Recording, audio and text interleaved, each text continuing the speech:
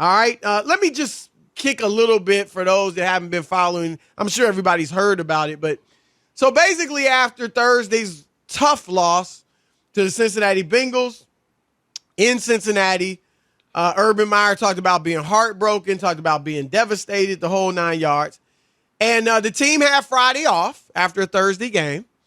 And so he does not fly back with the team. Of course, he's in Ohio where he's, was a hero at Ohio State. He may even be I think he's even from Ohio. He coached at Bowling Green and all that. But he stayed back, said he was going to hang out with his grandchildren. I didn't see them at the bar. Yeah. So according to him, at least, they did go out to dinner with the grandkids. And then he stepped out with some friends to the bar that he owns. Forgot what it's called. Urban Chop House called. He sure did step out. Well, and yes, he stepped out on his wife, but photos and videos emerged. Photos of him with some other people, looking like he's hanging out, whatever. His wife tweets, Rob, when she sees the photos, I guess she tweeted, hey, I'm babysitting the grandkids. Urban deserved a night out, right? Okay.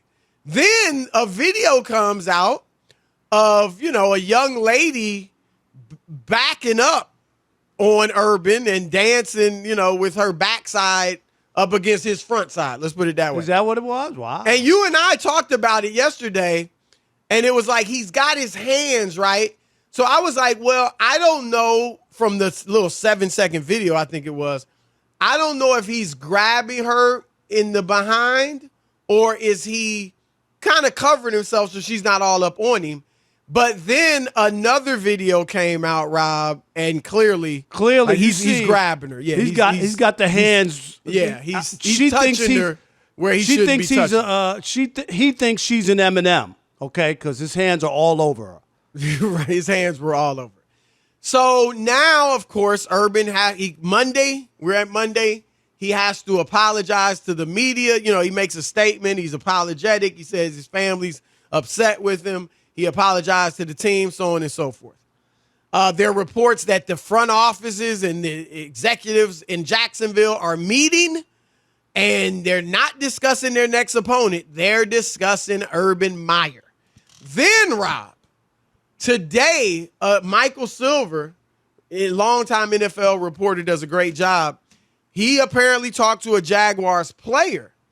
And the Jaguars player was ripping Urban, said he was afraid to talk to the whole team, said he only talked to the positions separately, right? And then let me just read some of the quotes from this player who's on the Jacksonville team. All right. He told this to Michael Silver, here's of NFL Network. He says the player told him he has zero credibility in that stadium. He had very little to begin with. Players were particularly put off by the fact that Meyer cancels Monday. Okay, that's not the quote ends with right. He had very little to begin with.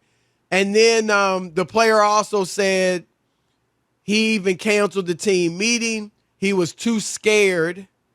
He said he portrayed the woman in the videos as a random person and who was just there dancing. This player said that the players were skeptical. He said they looked at him like WTH, like or WTF, what the heck, Right. And right when he left talking to the different positions, the players, everybody started dying laughing. That's a direct quote. And he knew it. That's also a quote. So they said Urban knew that they were laughing at him. Then the player ends it with this, Rob. It's bad. I don't know how long he's gonna function. So, where you at on this, man? I think Urban has made all of his decisions, Chris, and we've chronicled them since he took the job. He's done a poor job from the strength and conditioning coach. Greg Doyle, who's got eight players at the University of Iowa suing him for racial discrimination. And he hired him, Chris, and you remember he went to bat for him when he went at the press conference. You remember that? Even though he was never at Iowa when Urban was at Iowa. He has no idea what was going on. Exactly. Yeah. So anyway, that was ridiculous. The Tim Tebow thing, and then just some of the other stuff. But here's the notion that you don't fly back with your team. Your team is 0-4. And this whole idea that you're telling, oh, yeah, the grandkids and you're going out, which is fine, because nobody's saying you got to be locked in your house and study film 24 hours a day. That's not what it's about. Right. But you lose respect for a person. And when he's preaching character and not being a distraction, what he did was unacceptable, and he damaged the way people are going to look at him. There's no turning back. I'm not saying that he won't coach football or whatever, but he's damaged himself just by doing stuff that I think that a leader shouldn't do. And that's what people look at as a coach and Urban Meyer. And people can defend him all they want and call other people hypocrites and all that. And the bottom line is what he did as he's a public figure. And he got caught out on camera in a public setting and a public situation, and people are going to push back on that, especially, what was the class he taught at Ohio State? Something in character. Like this is like what this guy's been built on, like supposedly. Right. And Chris, you can't have it both ways. You remember his wife knew that one of his assistant coaches at Ohio State was abusing his wife, but he knew nothing of it. Like it goes. That's impossible. Impossible, Chris. Impossible. You know you're married. You live with your wife. You sleep in the same bed. I'm sorry. I was married. There's no way. Right. Your wife knew, and not one time. Couple. Right. It's your assistant coach. Like, you know what I'm saying? Your wife may not tell you every conversation she has with a girlfriend. But she's going to say, I'm about worried her. But in this her. situation, right. In this situation, no doubt. No doubt. So I'm just saying, Chris, all of this mounted up is bad. It's a terrible look. The Jaguars were within their rights today to fire him. They were, and probably they made a statement. They didn't fire him, obviously. Right, probably because they don't want to give up all that money. What, he signed a 5-year deal? Right, if you fire at $12 million, if they you would fire rather him then quit. You got to pay him. Right, they'd rather him quit. All right, a few things. First of all, to use your grandkids as an excuse, as a cover, is terrible. Terrible. I can handle you not flying back with the team Thursday night, Rob. Friday's off. Nobody's going to be at the facility. It's not mandated and all that. If you really you're from Ohio, okay, your family's here, you're going to spend time with the grandkids, cool. But you're going out kicking it. You were kicking it.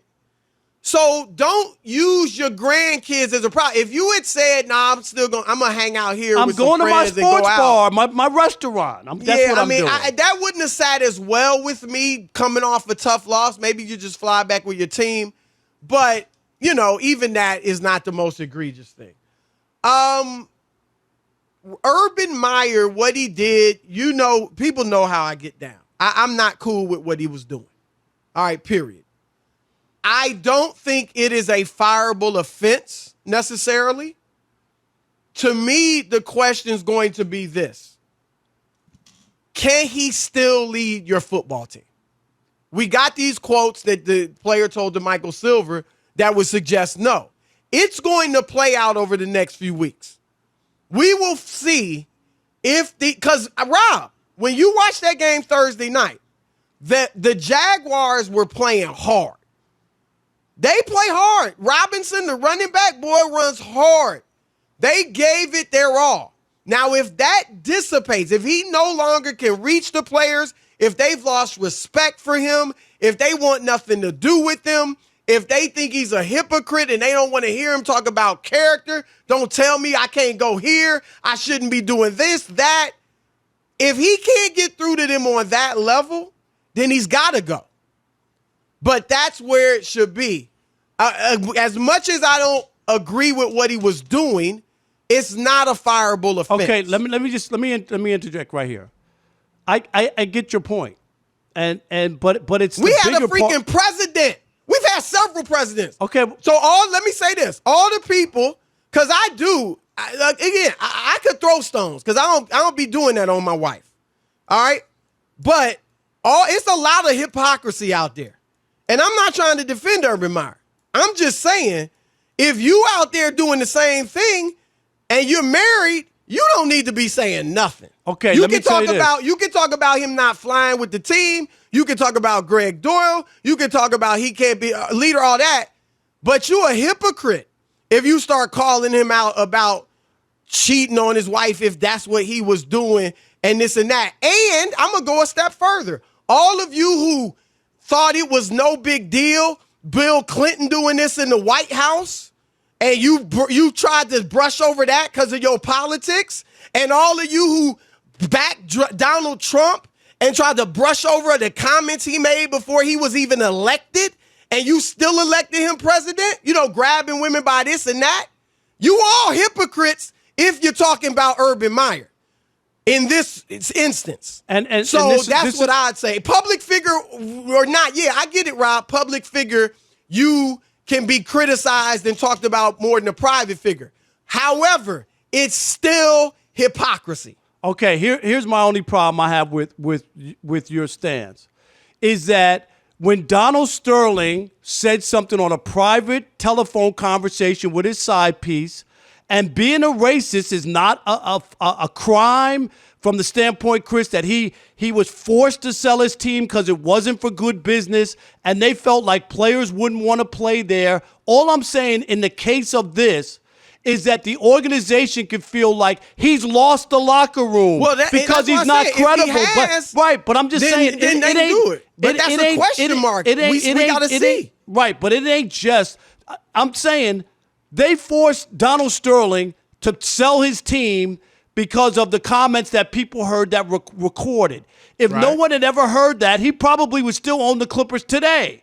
And my point is, once stuff gets into a public domain like this, where you see video and you see stuff, Ray Rice, ask him, he's never recovered from anything that's happened to him after they have a video of what he did to his wife. And I don't know if he did it before, Chris, or if we had never seen it, would Ray Rice be persona non grata for the rest of his life? I get it, Rob, but that's a different argument. I'm just saying. I'm like, saying people, is, it's not a fireable offense, but you could be where somebody doesn't want you to work for them anymore. The same way. Totally agree. That Trevor Bauer, right, isn't in jail. There are no charges filed for him, right, against him. None. But baseball and the Dodgers say we can't have you. They should fire him for whatever he was doing on his wife. No, that's not what I said. They be firing a lot of people. That's not what I said. I'm just saying, you could still lose your job from the standpoint that people can deem you not fit to lead, and that's what he did. Not fit to lead. But you don't know that if he's lost. I just said it. I spent 3 minutes saying if he's lost the locker room, then he can't coach there. But that remains to be seen. We'll know that from the way the players respond on the field and during the work week. I think it's going to be rocky, man. It might be, and then he could get fired. I'm just saying that in and of itself is not a fireable offense in today's society where we've had presidents of the country do worse. That's all I'm saying.